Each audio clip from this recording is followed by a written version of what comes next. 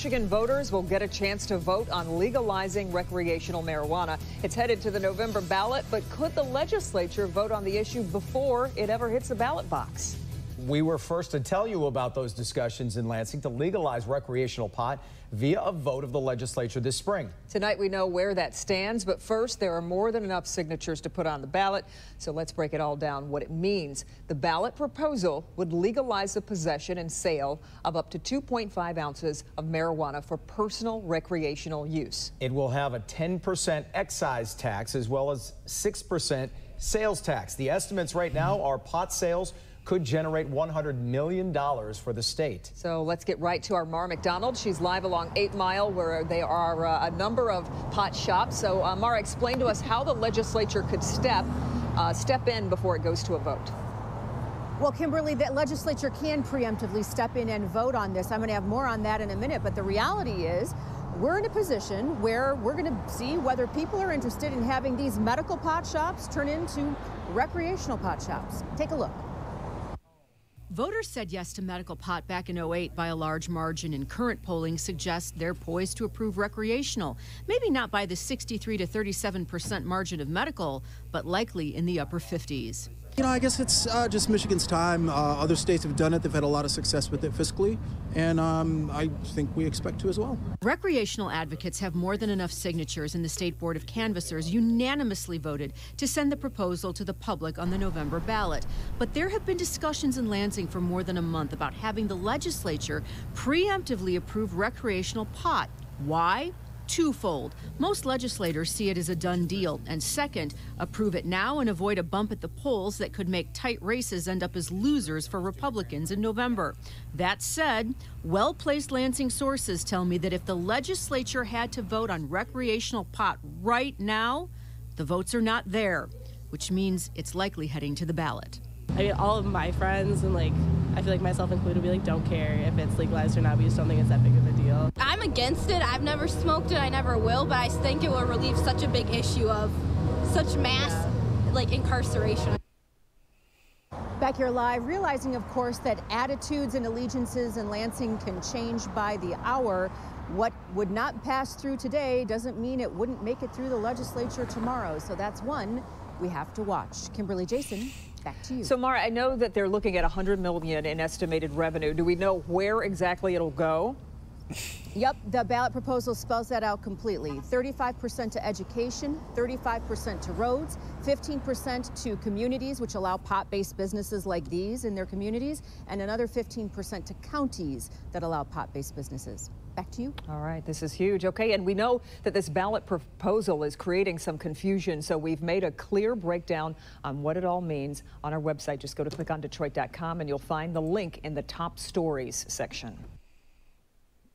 Maybe. I didn't really look at this article. So there you have it.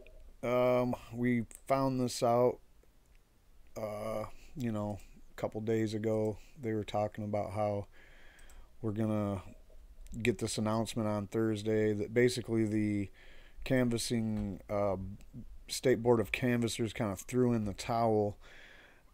Now let's see. I mean, their deadline approached and came, and then they were basically like, okay, we're done. It was a 4-0 decision by the board. Now there was somewhere, I don't know if it was here, but somewhere had the exact numbers, and it looked like they did knock down quite a few of the signatures. Like there was, I believe we started with 350,000-ish signatures, and they narrowed that down to 274,000.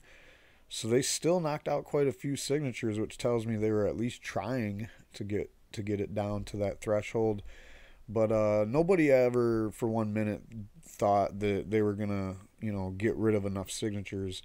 Quite frankly, due to the fact that most of the signatures were obtained through a professional canvassing company, so that they already did an audit of the signatures that they had, and I'm sure that their audit is pretty accurate.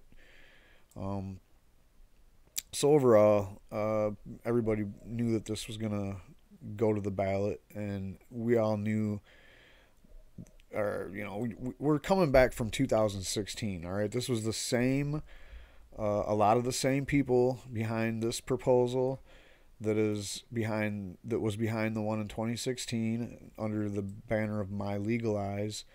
And now we're under the banner of the Coalition to Regulate Marijuana Like Alcohol, which MiLegalize submitted to and became a member of the coalition. The legalization scheme, like she said, you can look that up. You can go to their website at, did she say it was Click on Detroit or the Free Press? I'm not sure. I might link that down there if I find it useful. But I will link this. This is the actual language. And I don't know what there is, you know, to be confused about. It's pretty simple. 21 is the age. You can grow 12 plants at your house. The licenses are for 100 plants. Then there's a 500 plant license. And then there's a 2,000 plant license. And then there's this other thing that this was something that came in on this new proposal. Before we get into that, there was also the definition of hemp, which is, in my opinion, was a little bit weird. It was a little bit restrictive at the 0.3% THC. I think we could go a little higher than that for hemp. I'm not sure why it matters right now, but I mean, it just seems like if you're growing massive fields of hemp for medicine, that you would want to have as much of a percentage of THC within reason. Like, I would say you could probably go as high as 2% and nobody would complain.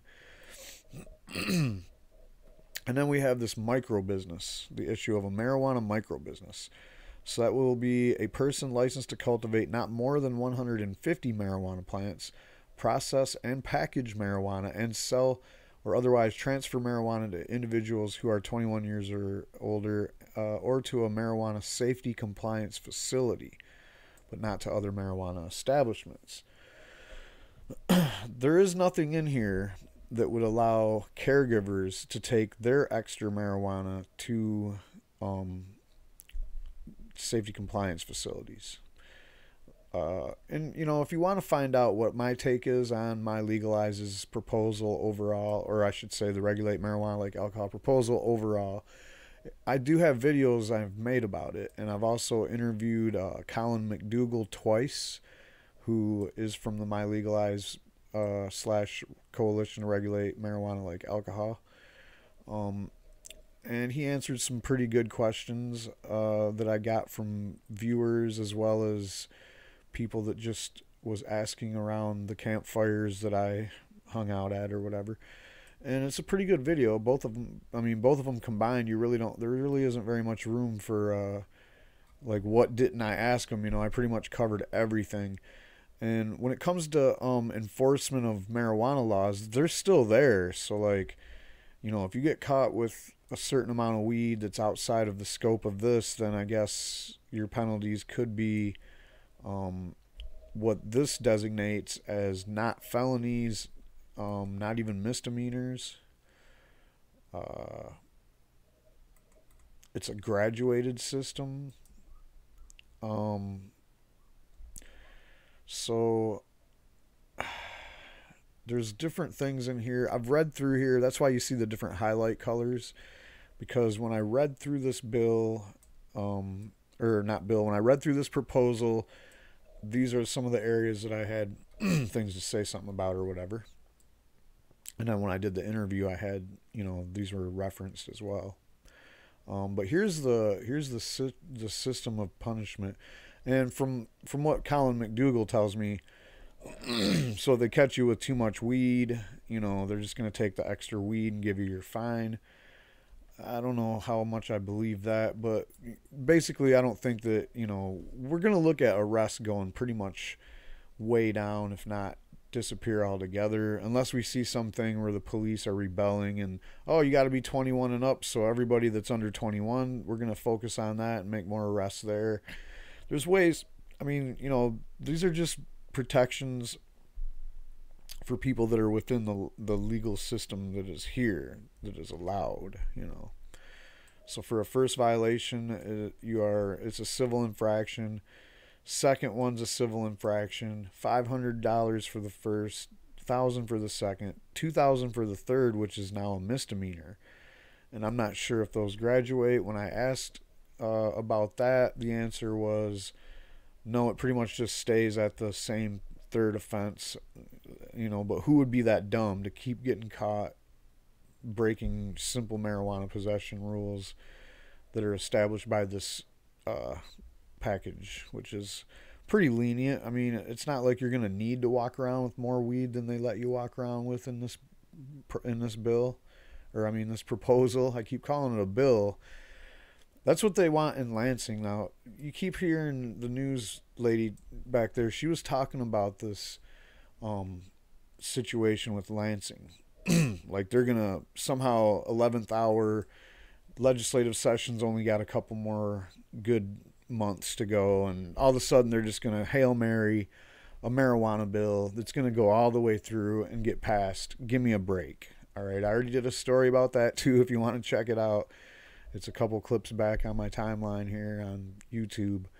But yeah, I've talked about that. There's no way it's going to happen, man. The Republican Party runs Lansing, but they're fractured. It's almost like 3 or 4, maybe 5 parties that don't get along on anything.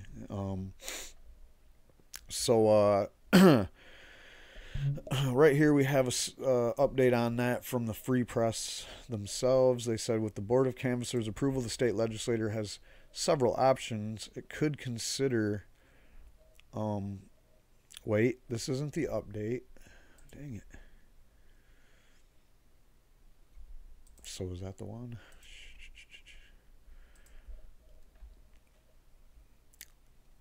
Yeah, right here. It says Speaker of the House Tom Leonard, Republican from DeWitt, seemed to take the legislative vote option off the table on Thursday. I don't anticipate it happening. There's not much support in a caucus for it, and I personally don't support it. I think it's something that the voters are going to ultimately have to decide. And that's, you know, when he says he don't support it and his caucus really isn't supporting it, they looked at the thing that they probably hammered out. Because from the rumors I heard that they had 2 separate schools of thought on their legalization in Lansing and how it would work. And they probably narrowed that down to one, or maybe they just picked the better of the one that had the most support and tried to whip up support for that. No matter how it happened, I'm not sure how it happened. I'm not a fly on the wall there, but I'll tell you this, man. They couldn't agree on it. And this guy right here, oh, I don't support it. Well, that's because he don't want to have to go back to his constituents and explain to them why he legalized marijuana when they could have had a chance to vote against it in November. Because he's a Republican. Republican politicians might be coming around a little bit on the marijuana issue. But when it comes to Republican voters, they ain't coming around. I don't think they're ever coming around. Hell, there's a lot of Democrat, liberal voters out there that don't want marijuana legalized. I mean, there's a lot of reasons too. A lot of people don't like the regulations package, and Michigan's no exception. I remember I did a story about Prop 64 before November of 2016, and how there was a group up north in Sacramento, and they were protesting it. And I thought at first, okay, here's a bunch of people that are like, you know, there's a lot of really conservative pockets of California that people don't talk about very often, but they exist. And I thought that's what this was. You know, oh, these guys are just prohibitionists for whatever reason. Either they're corrupt or they just hate weed or they're really religious or something. And then I started looking into it more, and it turns out that the protest itself was spearheaded by a group that didn't like the regulation package. And I mean, this is Northern California we're talking about. These people seen their very livelihood getting threatened by the regulations that they've seen coming. And now we see it playing out, and they were right. So, you know, I'm going to stand on my soapbox a little bit longer when it comes to the corporate marijuana takeover, because I'm not a corporatist. I'm not somebody that plans on making millions of dollars off of weed. You know, I'm not that kind of venture capitalist type person. You know, I'm pretty much like just humming along on idling the way I've been used to for basically my whole life. Like, you know, I'm not trying to go out there and smash millions of dollars, you know. I don't know what else to say about it. So the blueprint for the medical marijuana businesses in Michigan doesn't really fit me. The thing I look at, the coalition's plan, I kind of like this whole idea of having these micro businesses. I might even be tempted to start something like that, you know. So that's pretty much where we're at. And this is right on the heels of another poll. We've seen a poll last week with a high number, and now we have another poll today where, you know, 63% in a Quinnipiac poll. They're usually a little bit more conservative leaning polls. And medical marijuana is at 93%. 93% of this country says medical marijuana. Come on, what's the holdup? So then you have 70% of respondents said they oppose enforcement of federal laws prohibiting marijuana where states have moved to legalize it. 70% say don't do a Jeff Sessions. So there it is. That's all I got on this. Yeah, I've been kind of hit and miss. I haven't been really around lately. Been really busy, so bear with me. I'm going to come back in with some stories and a weekly show soon. But in the meantime, look out for another story. I might do another story about this, you know, coalition thing. But don't worry about another story coming around talking about Lansing legalizing marijuana anytime soon, because that's never going to happen. I don't, you know, never, ever, ever, ever, never. So that's that. Let's put that one. Oh yeah, I kind of got sidetracked. But I was talking about there are people in Michigan. You better believe it. And I'm, like I said, I'm off my soapbox about the whole corporate takeover. MiLegalize don't look like that to me. I mean, look at the license size, 100, 500, and 2,000. And I don't know how stackable those 2,000 licenses are. Also, you have to be a Michigan resident for, I think, a year before you can even put a license in. Or for the first year, only Michigan residents can put in. That's what it is. And then after that, I mean, and you also have to have some kind of medical marijuana growing experience, whether it be through the original MMA or the MMFLA. So, on the MMFLA note, I think when you see the regulation package that is the coalition package, and it looks very similar to the MMFLA, big difference being that the board isn't, the medical marijuana board doesn't license people for recreational licenses. That's huge. All right.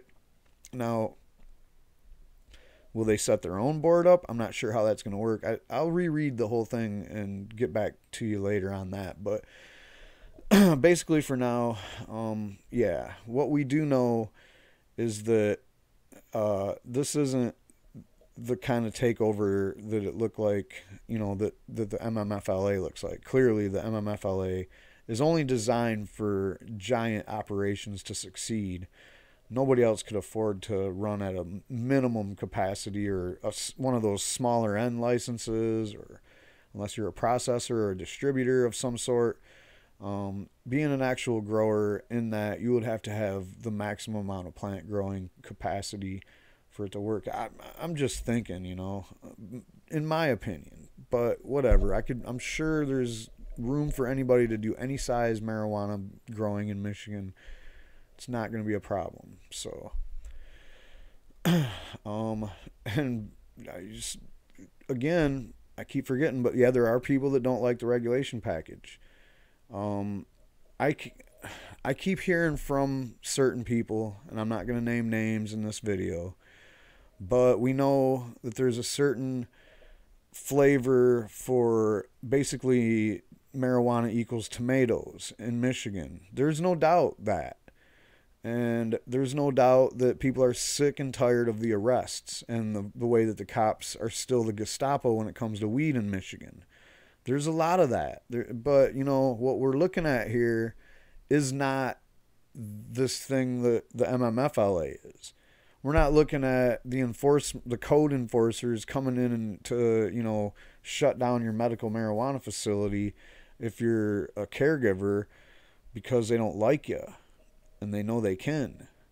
I don't know, this isn't really very much of a protection piece for stuff like that either, and Michigan's a terrible state for that. So we just got to weather that storm as we figure out how to deal with that, and ending prohibition is the only way to do that. Like I said, if you go outside of this regulation package too much, who knows how they're going to enforce it. Like, I have no idea. Like, if you get caught with 10 pounds of weed and you don't have a facility, or you're not supposed to have 10 pounds of weed, you might be looking at some serious time. I don't know how it works. So, you know, I could go on and on about this, but like I said, I've made videos about this package, so you can look that up. And yeah, I don't know. I don't think this is that brutal dictatorship corporate takeover plan. So I'm kind of like, you know, I've never really said either way whether I love it or hate it, and I don't feel that emotional about it. All right, I'm glad it passed. I was really passionate about it in 2016. I've learned a lot since then. I'm still a little bit happy about it, you know, and I'm not gonna think that we're gonna regret it too much later. More to come. Have a good one.